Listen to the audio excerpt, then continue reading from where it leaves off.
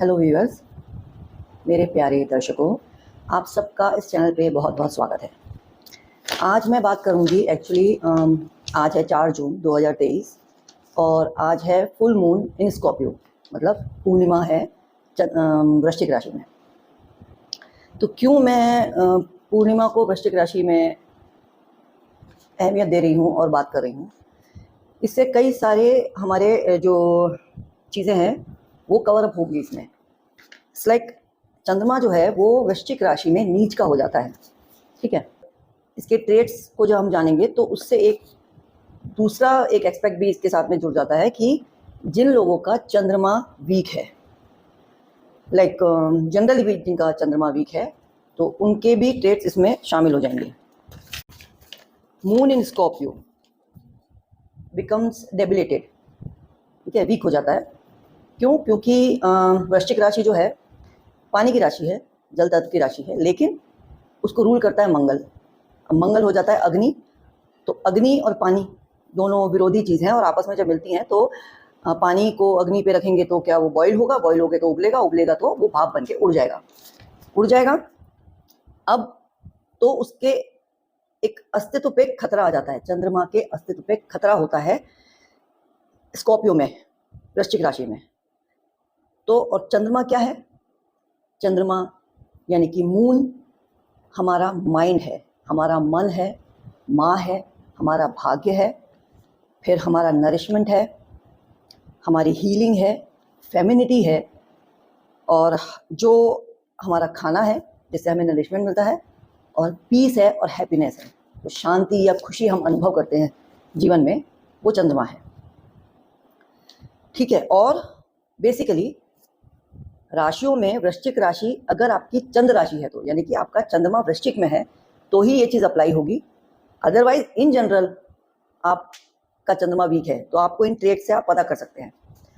तो 70% हम वो होते हैं जो हमारा चंद्रमा होता है, चंद्रमा डिसाइड करता है।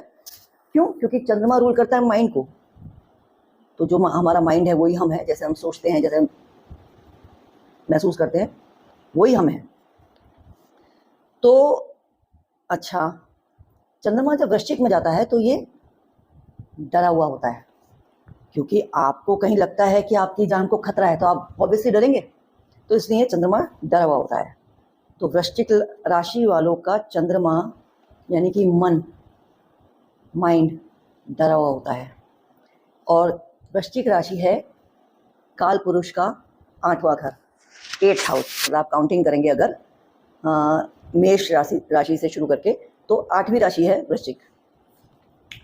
तो इसीलिए ये चीज़ें थोड़ी बहुत अप्लाई होती है 8 नंबर के लोगों के लिए भी। ये मेरा एनालिसिस है कि 8 नंबर के लोगों पे भी ये चीज़ें थोड़ी सी अप्लाई होती है, ठीक है। तो 8वां घर किस चीज़ का है? 8वां घर है डर का, सडन चेंजेस का, मिस्ट्रीज का, सीक्रेट का, फियर हो गया, फिर डेथ एंड ट्रांसफॉर्मेशन। और it's a deep dark secrets. वृश्चिक राशि 8वां घर जो है वो इन चीज़ों को रूल करता है, डार्क सीक्रेट्स को। तो ये 8 नंबर के लोगों पे भी अप्लाई होता है। Scorpio is a dark side of life. एक हमारे टैरो में कार्ड है, मैं आपको निकाल के दिखाती हूँ।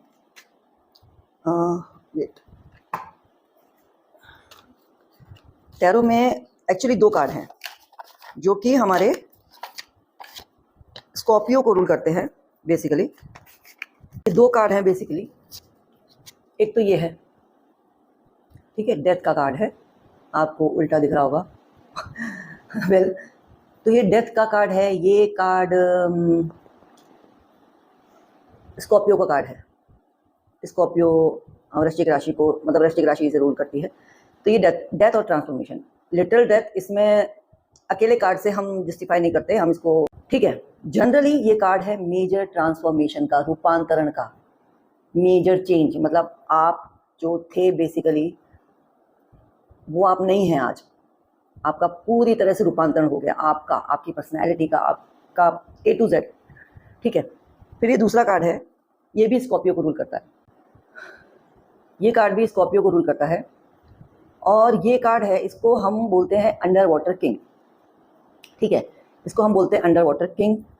तो बेसिकली स्कॉर्पियो जो है वो अंडर वाटर किंग है।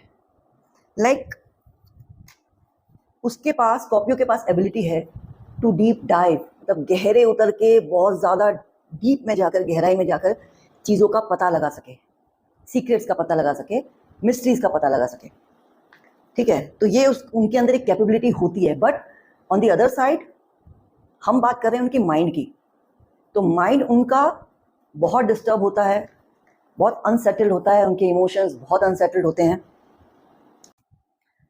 पर्पस क्या है उनके इतने अनसेटल्ड माइंड का, और उनके ये जो चंद्रमा उनका जो है बेसिकली जो डेबिलिटेड हो जाता है और जो परेशान हो जाता है, उसका पर्पस यही है कि उनको, पहली बात तो ये उनके पूर्व जन्म के प्रारब्ध हैं बेसिकली, वो जो भी जनरली भी हम जो भी हैं इस जन्म में और जो भी हम भुगत रहे हैं, जो भी हमें मिला है, जो नहीं मिला है बेसिकली, वो सब हमारे पूर्व जन्म के प्रारब्ध हैं, पाप और पुण्य हैं, ठीक। Astrology believes that, I believe that. फिर ये जो चीज़ें हैं वो हैं लर्निंग के पर्पज से, आपको चेंज करने के पर्पज से। आपका कोई चाइल्डहुड ट्रॉमा है, आपका ट्रबलिंग चाइल्डहुड है, मतलब बचपन में कुछ ऐसी चीज़ें हुई हैं जो आपके मन में गहरी अंदर बैठी हैं और जो रिजॉल्व नहीं हुई हैं। कुछ ट्रॉमा है, कुछ सेटबैक है, कोई घाव है, कोई पीड़ा है जो रिजॉल्व नहीं हुई है, हील नहीं हुई है, और वो आपको पूरी लाइफ ट्रबल करती रहेगी unless until you heal it. जब तक आप उसको हील नहीं करते वो आपको परेशान करते रहेगी। चंद्रमा जैसे माँ है, तो माँ के साथ problematic, difficult relationship, not very harmonious and loving relationship, मतलब माँ के प्यार में कमी, कष्टदायी बचपन आपका, ठीक है। फिर देश के साथ भी आपका रिश्ता बहुत अच्छा नहीं होगा। और अच्छा, कारण क्या है, मैंने कहा कि पिछले जन्मों का प्रारब्ध है। तो बेसिकली चंद्रमा वीक है, या आप स्कॉर्पियो है, स्कॉर्पियो आपकी चंद्र राशि है, या फिर आप 8 नंबर के जातक हैं, इन सब के पीछे अगर, और ये तकलीफ आप भुगत रहे हैं, तो इसका सीधा सा मतलब है कि आपके ये पूर्व जन्म में, पिछले जन्मों में आपने मैक्सिमम यूटिलाइज कर लिया सब रिसोर्सेज का। आपको जितने भी रिसोर्सेज मिले आपने उनको मैक्सिमम यूटिलाइज कर लिया, तो आपने सब भोग लिया। अब ये जन्म आपको मिला है कि आप इन सब चीज़ों से ऊपर उठ के अपने आप को ट्रांसफॉर्म कर सकें, ठीक है बेसिकली। और मन, आप बाहर किसी दुश्मन से भाग सकते हैं, आप किसी पर्टिकुलर किसी ऑब्जेक्ट से भाग सकते हैं, किसी व्यक्ति विशेष से आप भाग सकते हैं, मन से तो आप भाग ही नहीं सकते। और चूंकि सारी परेशानियां आपके अंदर हैं, तो आप बाहर कहीं इसका सॉल्यूशन ढूंढ नहीं सकते, आपको अंदर ही सॉल्यूशन ढूंढना है, अंदर ही अपने आप को शांत करना है। और ये सारे ट्रांसफॉर्मेशन, ये सारी जो पीड़ाएं हैं, जो बेचैनी है, जो घबराहट है मन के अंदर, जिनका चंद्रमा खराब है वो भी इसी पीड़ा से गुजरते हैं, स्कॉर्पियो राशि वाले भी इसी पीड़ा से गुजरते हैं, और मेरे ख्याल से 8 नंबर वाले भी गुजरते हैं।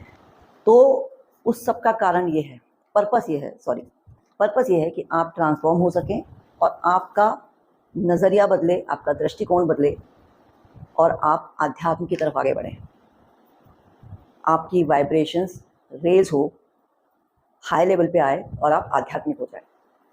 Mind doesn't want to change. जो माइंड है ना, वो चेंज नहीं होना चाहता, वो अपने कंफर्ट जोन में रहना चाहता है, उसको चेंज पसंद नहीं है एक्चुअली। तो लेकिन अब वृश्चिक राशि में स्पेशली, जब माइंड चेंज करना नहीं चाहता, लेकिन अब चूंकि वहाँ चंद्रमा की आइडेंटिटी को खतरा है, इट्स नॉट कंफर्टेबल। चंद्रमा जो है वो वृश्चिक राशि में कंफर्टेबल नहीं है, बहुत इनकन्वीनियंट है, बहुत रेस्टलेस है, एंशियस है। तो उसकी जब आइडेंटिटी पे खतरा होता है, तो वृश्चिक राशि के जातकों को भी लगता है कि उनकी आइडेंटिटी भी खतरे में है, मतलब दाव पे लगी है, शायद वो एग्जिस्ट ही नहीं करते। इस वजह से वो डिससेटिस्फाई रहते हैं, एंशियस रहते हैं, उनको बहुत मूड स्विंग्स होते हैं। सिंपल सी चीज़ों को समझने में उन्हें काफ़ी दिक्कत का सामना करना पड़ता है, समझ नहीं पाते। Because of unsettling mind, disturb mind and disturb emotions. Mind is also emotions. चंद्रमा मन है, मन पानी भी है, इमोशंस भी है, आपका इंट्यूशन भी है. तो ये सब चीज़ें आपकी डामाडोल है. अननेसेसरी लोड होता है आपके दिमाग पे और फॉल्स सेंस ऑफ विक्ट्री. आपको फॉल्स सेंस ऑफ विक्ट्री का एहसास होता है. और खराब चंद्रमा एक बहुत ही खराब चीज़ करता है. बहुत ही गंदे और बहुत ही खराब सिनेरियो आपके दिमाग में आते हैं, अननेसेसरी. बहुत ही अजीब और गंदे दृश्य आपको मतलब दिमाग में दिखाई देंगे, सीन ऐसे. ये सबसे आई थिंक सबसे खराब इसका माइनस पॉइंट है, खराब चंद्रमा का. और इन सब का सिर्फ एक ही पर्पस है कि आप स्पिरिचुअलिटी की तरफ आगे बढ़ें, ध्यान करें, मेडिटेट करें, अपने मन को साधने की कोशिश करें, क्योंकि मन का कोई इलाज नहीं है. आप फिज़िकल प्रॉब्लम के लिए डॉक्टर के पास जा सकते हैं, फिज़िकल वीकनेस के लिए आप कोई टॉनिक ले सकते हैं, एक्सरसाइज कर सकते हैं, प्राणायाम कर सकते हैं, बट मन के लिए, कमज़ोर मन के लिए आपको सिर्फ और सिर्फ ध्यान करना पड़ेगा. कोई दूसरा उपाय नहीं है, सिर्फ ध्यान मन का एक ही इलाज है. और वैसे भी जनरली भी जिनको भी परेशानियां हैं मन से related, emotional turbulence, emotional disturbance, उनके लिए भी यही एडवाइस है कि आपको सिर्फ ध्यान करना है और कोई उपाय नहीं है, पूरी दुनिया में नहीं है. ये है कि स्कॉर्पियोज किस वृश्चिक राशि के लोग किस फील्ड में अच्छा करते हैं, बशर्ते उनका मन उनका साथ दे. रिसर्च फील्ड में अच्छा करते हैं, जहाँ पे बहुत डीप में जाके रिसर्च करनी हो, एनालिसिस करना हो. ऑकल्ट में अच्छा करते हैं, एस्ट्रोलॉजी में अच्छा करते हैं, स्पिरिचुअलिटी में भी अच्छा करते हैं, क्योंकि डीप में जाने की उनके अंदर जो कैपेबिलिटी है, खोज के किसी भी काम में जो वो कर सकते हैं, वो और दूसरी राशियों के लिए इतना आसान नहीं है. स्कॉर्पियोज के लिए उनके अंदर इनहेरेंट टैलेंट है ये, लेकिन डाइव डीप लाइक सागर में अंदर तक जाके मोती चुन के लाने की ये क्वालिटी स्कॉर्पियोज में है. अच्छा, स्कॉर्पियोज 8th हाउस सीक्रेट का हाउस है, तो उस सीक्रेट हाउस में उस सीक्रेट रूम है जैसे एक तरीके का, तो उधर जाने में डर लगता है. अगर आपके अंदर भी कोई चाइल्डहुड ट्रॉमा है, कोई पेनफुल एक्सपीरियंस आपके पास्ट में हुआ है, तो आप उसको कवर अप करके आगे बढ़ जाते हैं. आप उसको छेड़ना नहीं चाहते, आप उसको कहीं पे ऐसा दबा के रख देते हैं. जैसे कोई चोट है, कोई घाव है, आपने उसको दबा दिया, छुपा दिया कि आप लोगों को दिखाई नहीं दे रहा, किसी को पता नहीं चल रहा, लेकिन वो ठीक नहीं हुआ है. आपके छुपाने से और ढकने से, कवर अप करके रखने से वो ठीक नहीं हुआ है. उल्टा वो नासूर बन जाएगा, और नासूर बन के वो पूरे शरीर में फैल जाएगा. That will become the deadly. वो आपकी जान ले सकता है. तो उसको छुपाने की जगह या बैंडेड करने की जगह, बैंडेड मीन्स अपने पेन को कवर अप करने के लिए हम कोई क्विक फिक्स यूज़ करते हैं ना, जैसे ड्रग्स, अल्कोहल, किसी भी तरीके का addiction, that's called quick fix. तो don't quick fix your pain और your wounds. You have to heal that. आपको वो हील करना है बेसिकली. तो उसको हील करने के लिए आपको उसको खुला छोड़ना होगा, आपको उसको नोटिस करना होगा और हील करना होगा. हील करने का क्या प्रोसेस है ये मैं किसी और वीडियो में शेयर करूँगी डेफिनेटली. आपको डर लगता है उन चीज़ों, उन दर्द पे, उन घावों पे को वापस से देखने के लिए या उस सीक्रेट रूम में जाने के लिए, लेकिन ये सच्चाई है, आपको एक्सेप्ट करना है और सरेंडर करना है. You cannot fight it, you have to accept it and surrender it. दूसरी इंपॉर्टेंट बात स्कॉर्पियोज के लिए है कि ना तो उन्हें दूसरों को कंट्रोल करने की कोशिश करनी चाहिए, जो कि शायद उनके अंदर एक टेंडेंसी होती है. ना तो उन्हें किसी को कंट्रोल करना है, ना तो डोमिनेट करना है, और ना दूसरों के हिसाब से ज़रूरत से ज़्यादा एडजस्ट करना है. इन दोनों ही चीज़ों की वजह से उनके अंदर इश्यूज़ क्रिएट होंगे, मेंटल इश्यूज़ क्रिएट होंगे, एंग्जाइटी क्रिएट होगी, रेस्टलेसनेस बढ़ेगी, स्लीपलेस नाइट्स, रात को सो नहीं पाएंगे, इंसोमिया होगा, पैनिक अटैक्स हो सकते हैं. और ये स्थिति आपको ऐसे डिसीजन लेने के लिए मजबूर कर देगी लाइफ में, ये सारे जो इश्यूज़ क्रिएट होंगे ना आपके दिमाग में, इमोशनल और मेंटल, कि आप कोई भी ऐसा डिसीजन ले लेंगे इस चीज़ से प्रभावित होकर कि वो आपके लिए बहुत नुकसानदायक साबित होगा आपके पूरे जीवन के लिए।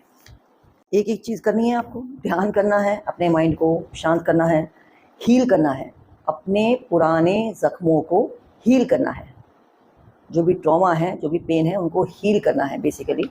और वो भी ध्यान से संभव होता है, दिमाग को शांत करना भी ध्यान से संभव होता है।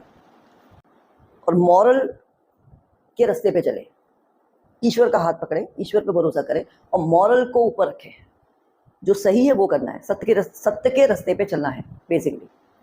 अपने इम्पल्स में आके काम नहीं करने हैं because of the emotional up and down और इमोशनल आउटबर्स्ट। मतलब आपके इमोशनल जो इतना मूड स्विंग्स है और अनसेटल्ड इमोशंस हैं, इसकी वजह से आपको अपने इमोशंस पे रिलाई होकर कभी कुछ नहीं करना है, इमोशंस पे डिपेंड ही नहीं करना है।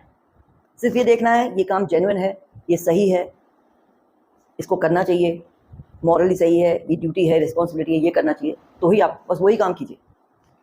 माँ के प्रेम में कमी, स्त्रियों से प्रेम में कमी। और वैसे भी चंद्रमा जब कमज़ोर होता है तो हर रिश्ते में प्रॉब्लम देता है, हर रिश्ते में प्रॉब्लम देता है।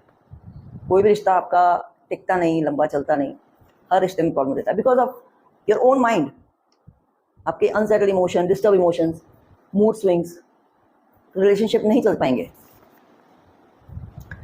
अच्छा, ऐसे व्यक्ति का इमोशनल एक्सप्रेशन में भी प्रॉब्लम हो जाती है कि वो जो एक्सप्रेस कर रहा होता है, सामने वाला उसको गलत वे में ले लेता है, मिसअंडरस्टैंडिंग।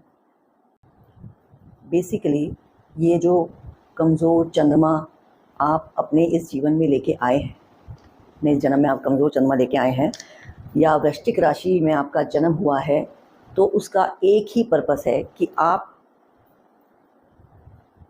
प्योरिफिकेशन प्रोसेस से गुजरना है। आपको अपने आप को प्योरीफाई करना है, अपने मन को साधना है, आध्यात्म में उतरना है, यही पर्पस है 110%। और ये आपकी ड्यूटी है क्योंकि आपने जो भोगना था पिछले जन्मों में सब भोग लिया। तो आप बहुत लकी हैं, बेसिकली आप बहुत लकी हैं कि आपको ये जन्म अपने आप को प्योरीफाई करने के लिए मिला है, शुद्ध करने के लिए, सारे पापों को ख़त्म करके एक हायर जर्नी पे निकलने के लिए, मोक्ष की प्राप्ति के लिए। अपने आप को हम्बल रखना है, काम रखना है और पोलाइट रखना है। और इसके लिए आपको बहुत मेहनत करनी पड़ेगी। आप ये सोचें कि ऑटोमेटिकली हो जाएगा, अपने आप हो जाएगा, नहीं। आपको इसके लिए मेहनत करनी पड़ेगी अपने मन पे, अपने मन को काबू में करने के लिए, उसको शांत करने के लिए आपको बहुत एफर्ट डालना पड़ेगा। और अगर आप बहुत ज़्यादा emotional, intense emotional pain, trauma या कोई भी दर्द महसूस कर रहे हैं, तो किसी प्रोफेशनल की हेल्प लीजिए, काउंसलर की हेल्प लीजिए। इसमें कोई बुराई नहीं है, आपको ट्रीटमेंट नहीं लेना है, आप सिर्फ बात करने के लिए। You have to vent out your that painful memories, painful experience. आपको सिर्फ वेंट करने के लिए एक ऐसा भरोसे वाली जगह, भरोसे वाला इंसान आप देखिए, प्रोफेशनल को देखिए, जहाँ पे आप अपनी ये पेन को वेंट कर सके। इनको दबा के नहीं रखना है, इनको दबा के रखेंगे और केओस क्रिएट होगा आपकी लाइफ में, और प्रॉब्लम क्रिएट होगी, आप और अंदर घुटन होगी, और आप ये सब फिर ब्लास्ट का रूप ले लेगा। तो never suppress your emotions, never.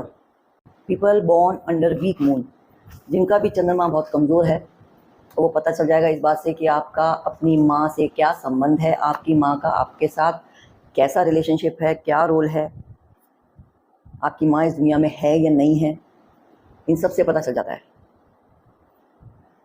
माँ गुजर गई है, माँ से अलग हो गए हैं, माँ के साथ रिलेशनशिप अच्छा नहीं है, that's all symbol of absent mind रहता है, आदमी किसी चीज़ में फोकस नहीं कर पाता।